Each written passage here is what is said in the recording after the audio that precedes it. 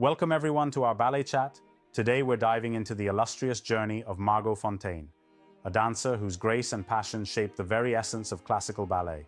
I'm excited. Yeah, this is such a rich topic. So, she was born in Reigate, Surrey, England, right? Exactly. She was born on May 18th, 1919, and from the get-go, her life was pretty much destined for the stage. Got it. Starting ballet training at just 4 under Serafina Astafieva, her journey is really remarkable. It's so fascinating to think how her early exposure shaped her entire career. And wasn't part of her training also in Shanghai? Yes, indeed. Between 9 and 14, she lived in Shanghai, studying with the Russian émigré Georgy Goncharov, whose emphasis on fluid, expressive work truly influenced her style. Yeah, that's impressive. I love that. Her technique became a signature that defined every performance thereafter.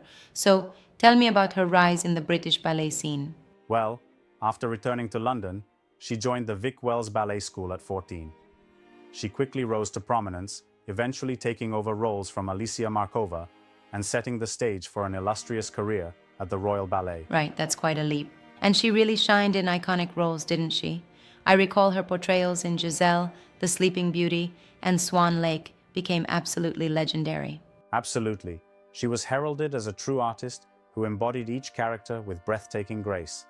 I mean, her role as Aurora in The Sleeping Beauty, it's like she didn't just dance, she brought the story to life.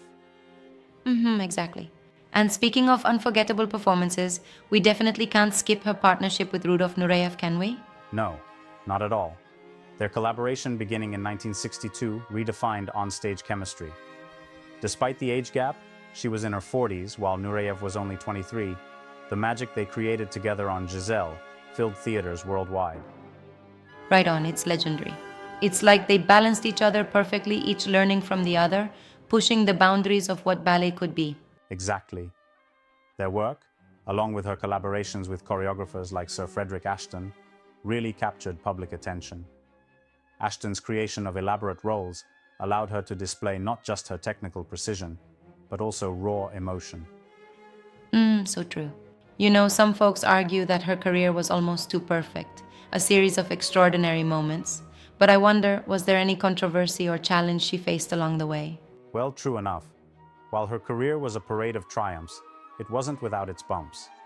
For instance, there was that strange episode in Panama in 1959. She had a brief stint in prison, which, could have tarnished her reputation. That's interesting.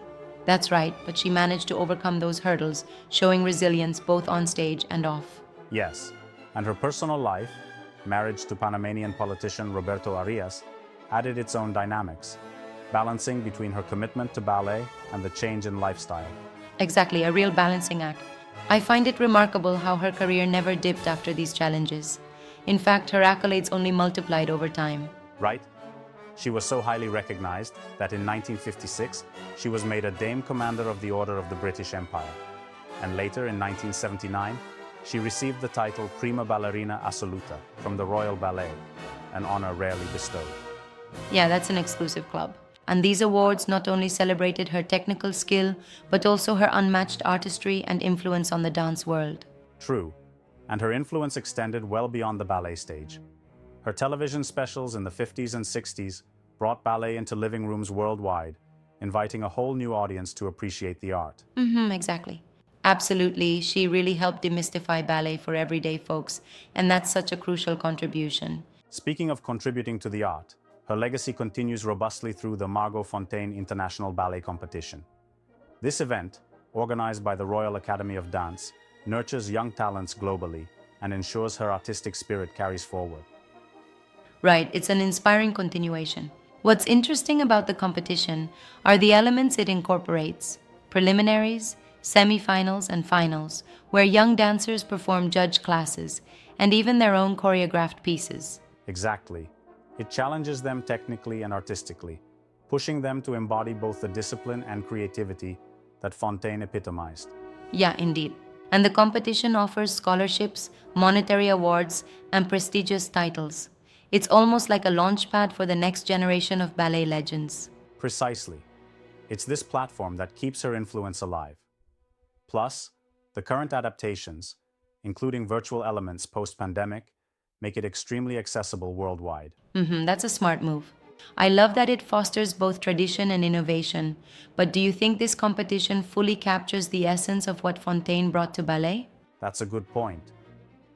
While it does an excellent job honoring technical excellence and artistry, some might say that the sheer magnetic stage presence and personal charisma that Fonteyn possessed are hard to fully encapsulate in a contest format. Yeah, I see what you mean. Right, it's almost like comparing apples to extremely graceful oranges. Yet the competition still serves as a living tribute to her legacy. Exactly. It's more than just competition. It's a celebration of her life. And if we shift our focus a bit, her stage performances are filled with moments that have become iconic, like that 40-minute standing ovation for her rendition of Romeo and Juliet at Covent Garden. Truly legacy defining. Wow, standing ovations like that really underscore the deep connection audiences felt with her. Absolutely. And it's not just the ovations. Her recorded performances continue to inspire dancers and choreographers even today. Her films and autobiographies serve as educational tools for proper technique and expressive Yeah, artistry. those recordings are like masterclasses in motion. And speaking of recordings, she even delved into publishing works like her autobiography, where she shared insights about the art and challenges of dancing. Right? Her writings helped demystify ballet. They provided both an insider's view of the performance world and practical reflections on maintaining poise under pressure, kind of like giving a masterclass off stage. Indeed. I find it fascinating that she could transition from dazzling audiences on stage to influencing future generations through teaching and writing. Absolutely. Her later years, after retiring from full-time dancing in 1979, still saw her playing an instrumental role in the ballet community, from occasional performances to mentoring young dancers. Right, that's what makes her legacy timeless. And let's not forget, she was also known for her refined elegance and a uniquely expressive upper body technique, which many attribute to her early training with Goncharov and the influence of the Vaganova method. Exactly. The emphasis on fluid lyrical movement really set her apart and defined the style for generations to come. It's like, her body became the brush painting emotional stories across the stage. Beautifully said. It all comes together. The early training, the iconic roles, the groundbreaking partnerships, and even her post-performance contributions. Margot Fonteyn truly was a fountain of inspiration in ballet. Indeed, her journey, from her early days in a dance studio to gracing the hallowed stages of Covent Garden, remains a testament to artistry, resilience, and innovation in ballet. Yeah, absolutely. Thanks for walking through her extraordinary life with me.